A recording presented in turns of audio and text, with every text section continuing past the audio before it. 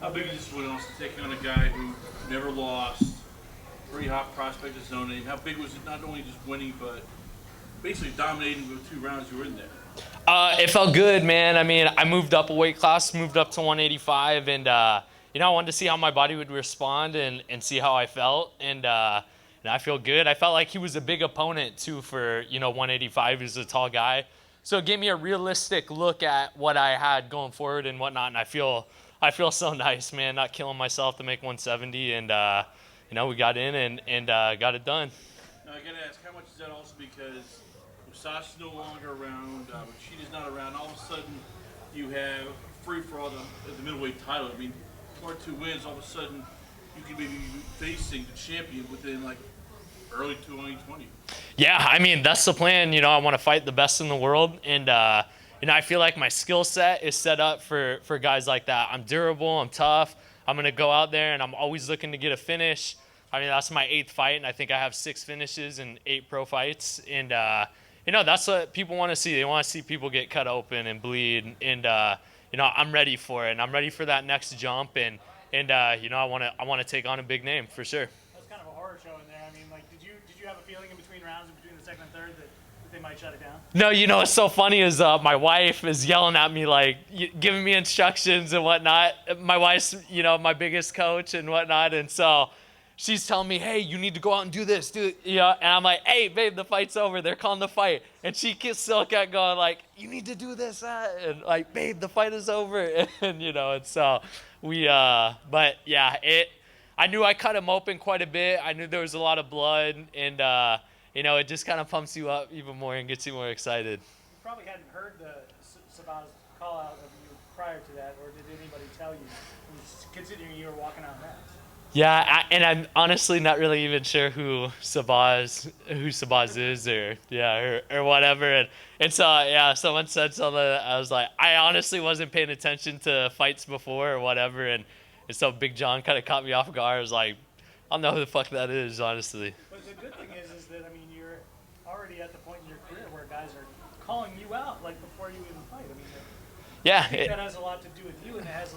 No offense to Paige, who's within earshot, but it has a lot to do with performing in there. Hey man, Mr. VanZant right here, so I'm ready to keep doing it, and like I said before, people want to test that and prove me wrong. So that's just what I had to say about that. And you did say afterwards you feel like 185 is where you'll stay now. I mean, what's the biggest that you've walked around at in your career?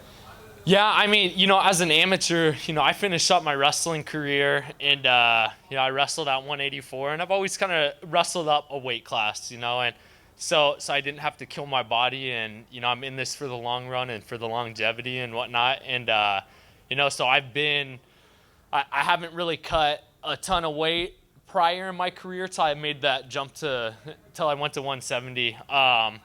So like I think I was like 230 right after I got done wrestling. I was lifting a lot and all that. So as an amateur, I fought at 205. I think I fought at a catch weight at like 210 or whatever. And so I the size thing, it is what it is. I feel strong and fast and I think I'm a tough matchup for everybody. Were you surprised at how big he was? Because that was the first thing I noticed when you guys stared off. I know it was a different opponent. It was a short notice replacement, but were you surprised that he was as big as he was, and was that kind of a good test for you, knowing that you can hang with guys that size? Yeah, no, definitely. I mean, we saw him walking around, and so we got a little glimpse of him before, watched his fights and whatnot. We knew he was going to be a big opponent.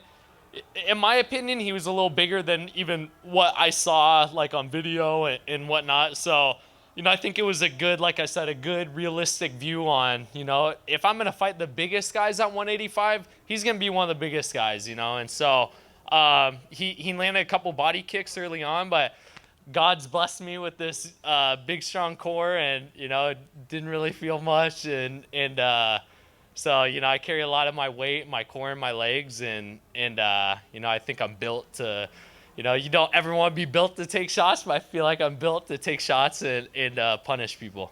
What was the advice in the corner between the first and the second round? Because obviously things really changed. You had a takedown in the first. You stood on top. You definitely won the round. The second round was a totally different story. What was the advice? What was the conversation like in the corner between rounds 1 and round 2? Yeah, my coach is very cerebral, and and they know that I am too, and I'm attentive when they're talking to me in the corner, and really the advice was go out and when I set up my stuff, as soon as he starts rushing in, the double legs there all day, and so listen to that and listen to my coaches tell me the guard's open, be looking to pass and controlling the hands, controlling the head to land my elbows. Connecticut in the winter, Connecticut in the summer, which do you prefer? Man, it is muggy here in the summer. It's crazy. I'm from Alaska, so I'm an Alaska boy, and so I'm more partial to the cold and the snow, So I think I prefer the winter a little more. But Connecticut's a beautiful place, and I actually truly really like it here.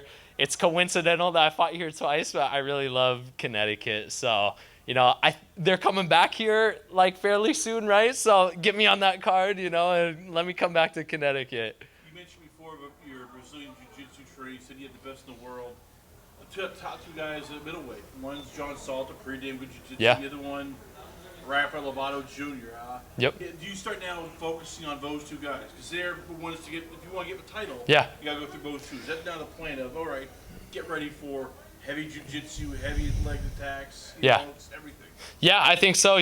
John Salter, I'm an NAIA wrestling guy. John Salter wrestled at Lindenwood University. So, I've done my studying, done my research and whatnot. I know he's one of the top guys too. And he's a good jiu-jitsu guy, and same with Rafael Lovato Jr.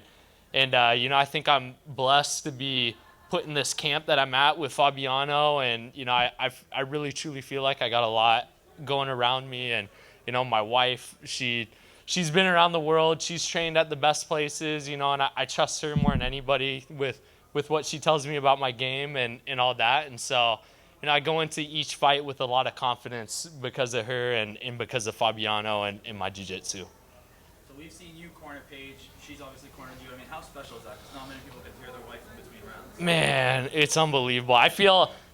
Honestly, I feel like I'm cheating sometimes, the game and all that, because I have somebody who is with me 24/7, and knows me better than anybody in the world. But, she's like a second pair of eyes for myself, and she's the most brutally honest person. And that's what I want in my life. I want somebody honest with me and telling me, when I suck and telling me when I'm good. And so when I hear that I'm good, I can believe it, from the bottom of my heart. And that's what she does for me. And it's such a special dynamic, and she is so freaking talented and good, on her own right. And I feel like she doesn't get that credit sometimes. But people are gonna see, she's coming back from an injury, and people are gonna see, Paige VanZant. But they're gonna see a new her and someone who's hungry, and I think has kind of gotten that spark back. She's been hurt. She's seen the fight taken away from her, and I think she's someone who wants that and wants to fight. And I think her and I have a pretty special dynamic. And if you want to talk about power couples, I think we're at the top of the list. What's the plan for the after party? Plan for the after party. So I'm going to Soho Bar or Martini, and want to have fun. I'm a fun guy. I'm from Alaska. I grew up fishing and mixing it up and drinking and having fun, man. So I'm kind of a country guy, and so let's go have fun. There's a lot of speculation about Paige's contract coming to an end. Is Yeah. that something you want to see, or is that too much to have your wife also in the same promotion as you? No, not at all. I mean, I want to see her get what she deserves to get. She does so much for the sport, for women's MMA. She is so talented, and sometimes I think maybe that can go overlooked at times. And I want her to go out and get what she truly deserves, and wherever that is or whatever is what it's gonna be. When I interviewed her after her last victory in New York, she mentioned not that getting married changes your mentality, but kind of brings new emotions to the cage, especially in the walk and the lead up. Yeah. Was it similar for you, or was it just kind of all the same?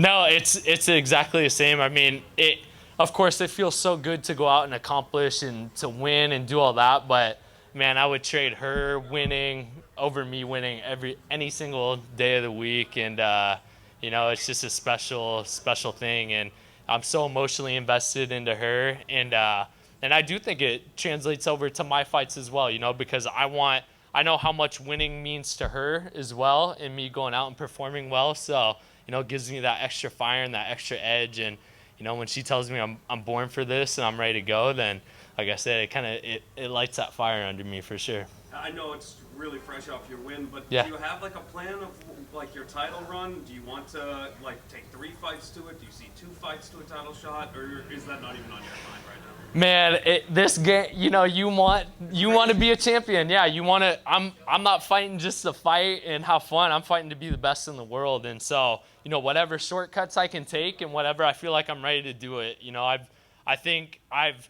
overcame adversity in my fights previously. You know, I fought 5. I think my 3rd professional fight, I fought a 5-round fight. You know, so I'm ready to do this, man, and I want to move up and so whatever it is, 2 fights, 3 fights, 1 fight, I'm ready to do it.